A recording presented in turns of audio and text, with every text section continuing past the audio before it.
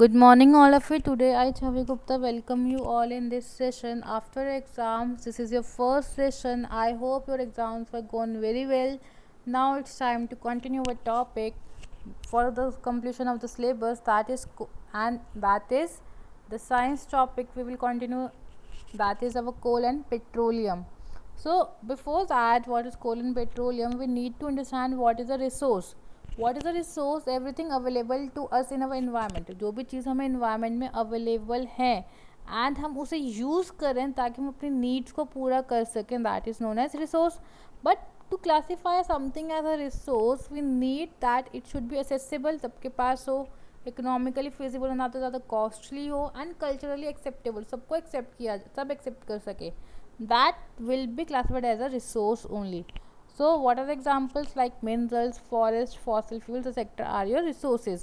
So we have types of resources, that is two types of resources, natural and man-made.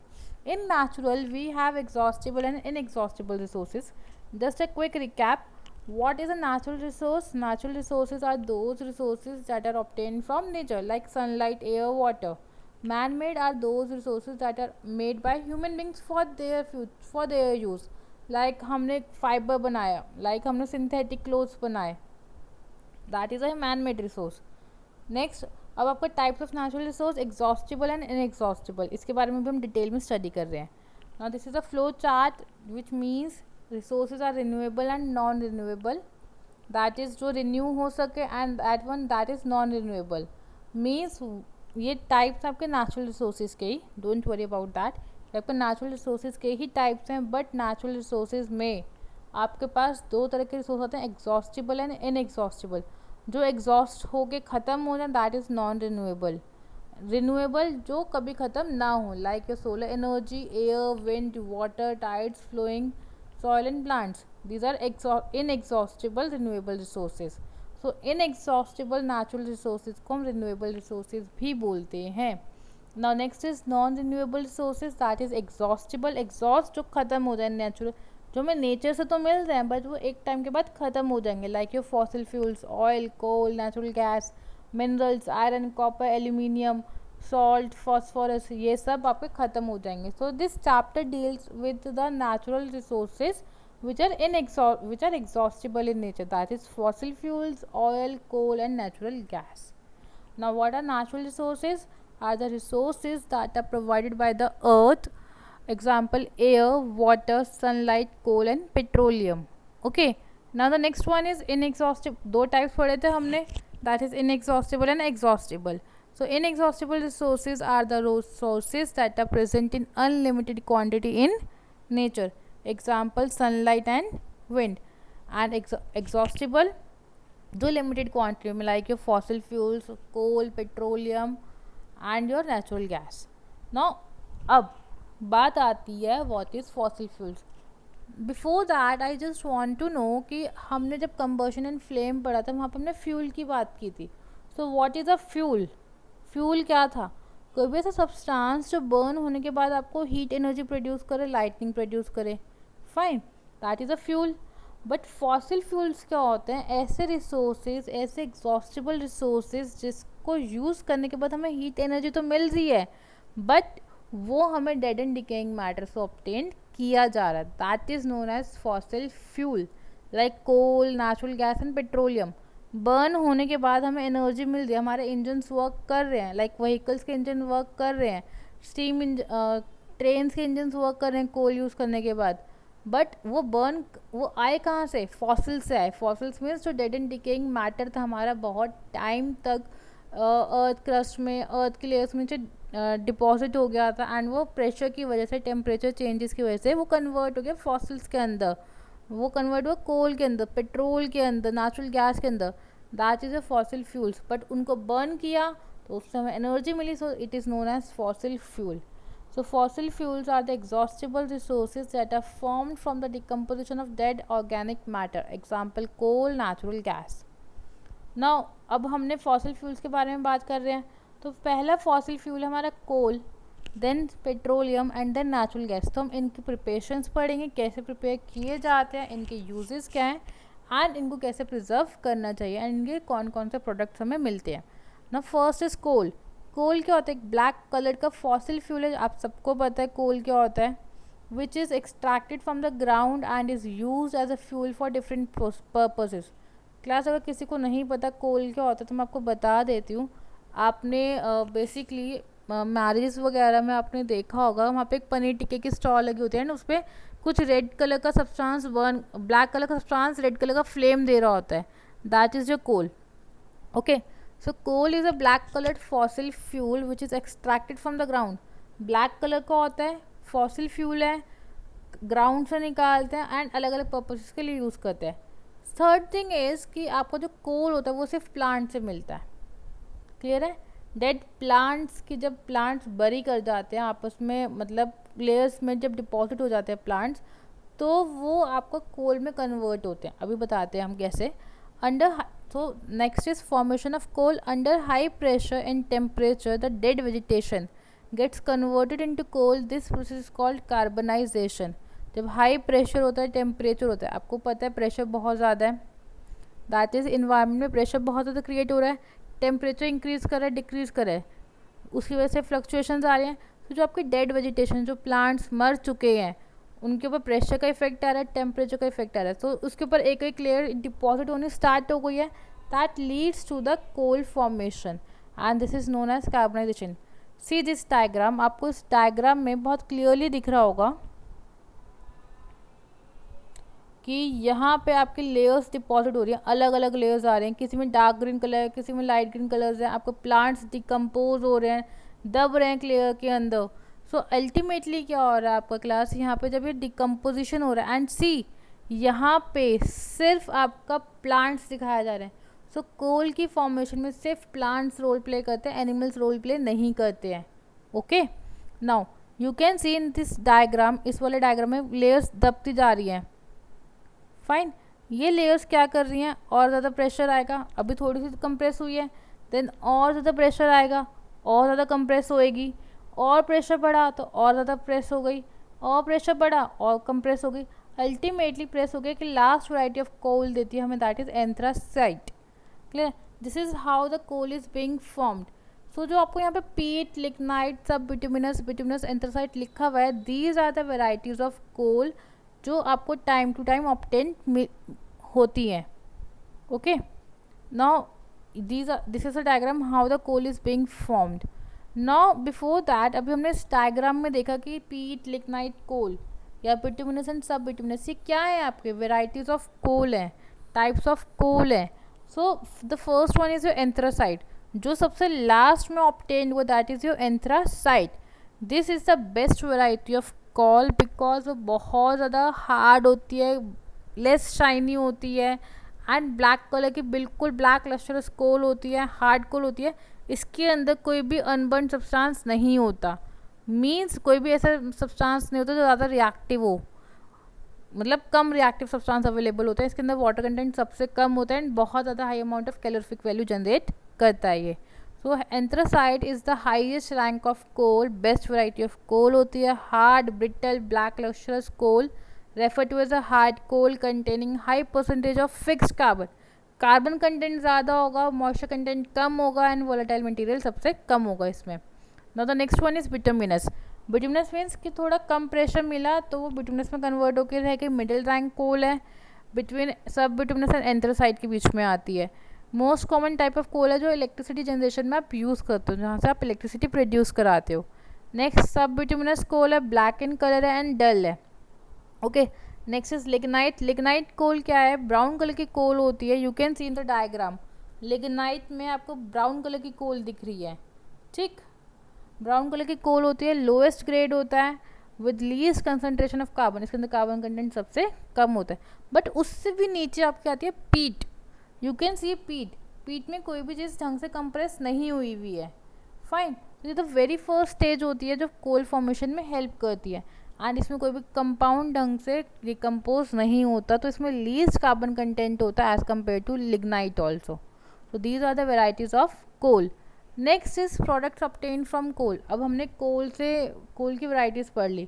So next is कि कौन से products हमें कोल से मिलते हैं। The very first is your coal tar, the second one is coal gas and the third one is Coke.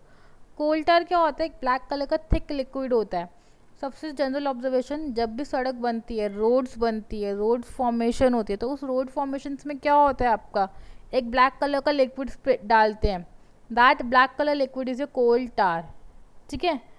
So is a black thick liquid which with an unpleasant smell and used as starting material for manufacturing of various substances. Clear, used in manufacturing of dyes, drugs, explosives, perfumes, plastic paints, etc. Next is coal gas. Distillation of coal के बाद मिलते हैं कोल को जब कोल की destructive distillation करते हैं उसके बाद हमें कोल गैस मिलती है and it is use as a fuel in many industries. Coke का आपका क्या होता है, एक ब्लैक कलर सब्सटेंस होता है. जब आप किसी भी सब्सटेंस की एक्सट्रैक्शन करते हो, किसी भी मेटल की एक्सट्रैक्शन करते हो या स्टील को एक्सट्रैक्ट कराते हो, तो वहाँ पर हमें उसकी जो प्योरेस्ट फॉर्म चाहिए होती है तो हम इसको कोक के साथ रिएक्ट कराते हैं. Okay, now this was all about your coal. Now it's time to discuss about our next topic, that is petroleum. अब कोल फॉसिल फ्यूल था वो हमने रीड कर लिया. Next is petroleum. पेट्रोलियम क्या है, एक वर्ड पेट्रा से आया है एंड ओलियम से आया है. मीन्स पेट्रोलियम में दो वर्ड्स हैं, Petra and the oleum. Petra meaning rock and oleum meaning oil. Rock का मतलब ऐसी रॉक्स जो अर्थ में से निकल रही है, उन रॉक्स में से हमारे पास ऑयल्स आ रहे हैं. ठीक, it is mined from between the rocks under the earth. Clear है यहाँ तक? Now you can see how the formation of petroleum takes place. Petroleum कैसे फॉर्म होता है. फर्स्ट ऑफ ऑल पेट्रोलियम जहाँ कभी भी फॉर्म होगा तो वो अंडर द सी होगा.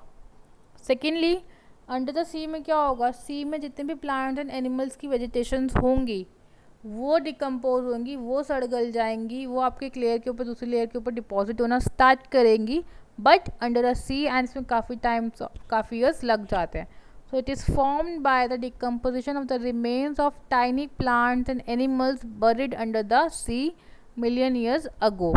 It is believed that millions of years ago the tiny plants and animals which lived in sea died, मर जाते हैं.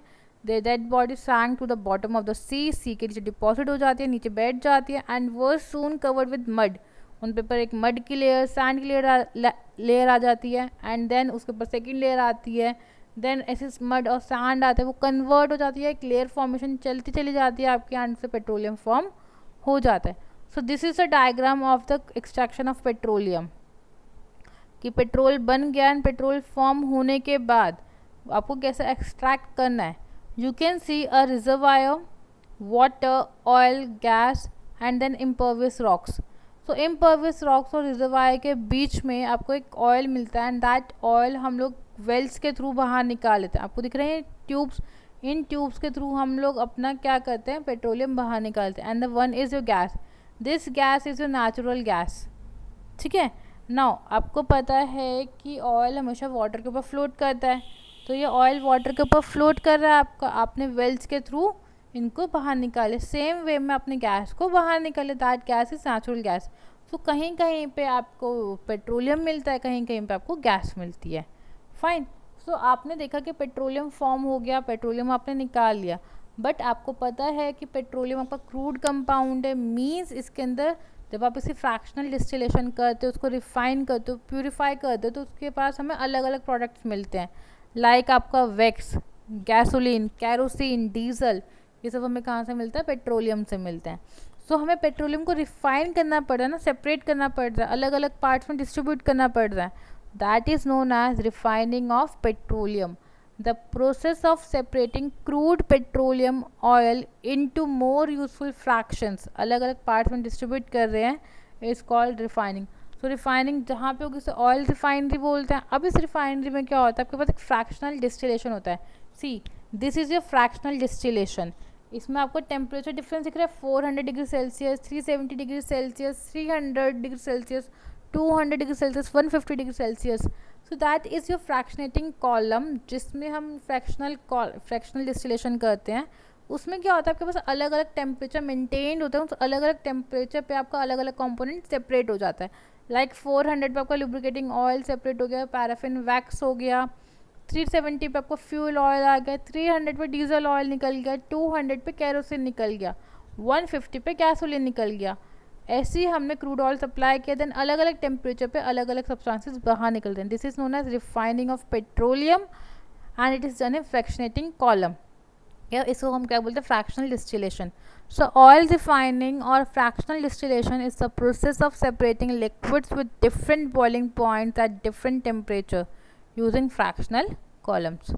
ओके, सो अब हमें अलग अलग कंपोनेंट्स मिले थे पेट्रोलियम से. So what are they and what are their uses. Petroleum gas in liquid form. Liquid form में जो पेट्रोलियम गैस होती है जो हम घरों में यूज़ करते हैं सिलेंडर्स में, that is your LPG, liquefied petroleum gas, use as a fuel for home and industry, सबको पता है. पेट्रोल मोटर फ्यूल है, एविएशन फ्यूल है, सॉल्वेंट फॉर ड्राई क्लीनिंग में यूज़ किया जाता है.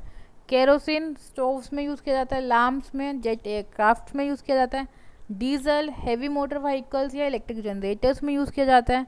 लुब्रिकेटिंग ऑयल जो आपका ग्रीस होता है समवॉट, वो लुब्रिकेशन में यूज़ किया जाता है. Paraffin wax, ointment, candles and Vaseline. तो आप वेसो केयर लगाते हो, वेसलिन लगाते हो, लिप बाम लगाते हो, या आप कोई भी ऑइंटमेंट लगाते हो, लाइक आपने वो लगाते हो, मूव लगाते हो, ये सब क्या है, पैराफिन वैक्स से ऑब्टेन किए जाते हैं. सो एंड पैराफिन वैक्स कहाँ से है, आपका पेट्रोलियम से है. नेक्स्ट इज बिटामिन, जो रोड सरफेसिंग या पेंट्स में यूज़ किया जाता है. रोड सरफेसिंग में कोल टार भी यूज़ किया जाता है. बिटामिन, आजकल पेट्रोलियम जल्दी जल्दी ख़त्म हो रहा है, एक्सप्लॉइट हो रहा है, तो इसलिए हमने कोल टार को यूज़ करना शुरू कर दिया है. Now that was all about petroleum. It's now time to do our third fossil fuel, that is natural gas. Natural gas is also known as CNG, that is compressed natural gas. आप सबको पता है आजकल vehicles में mostly CNG डलवाते हैं, and CNG stand for compressed natural gas. क्यों डलवाते हैं? बिकॉज वो चीप होता है, ऑर्डरलेस है, कोई ऑर्डर नहीं है, कलरलेस है, एंड ईजी ट्रांसपोर्ट हो जाता है, सस्ता है. ठीक है. So natural gas is a colorless, odorless fossil fuel which is transported through pipes from one place to another.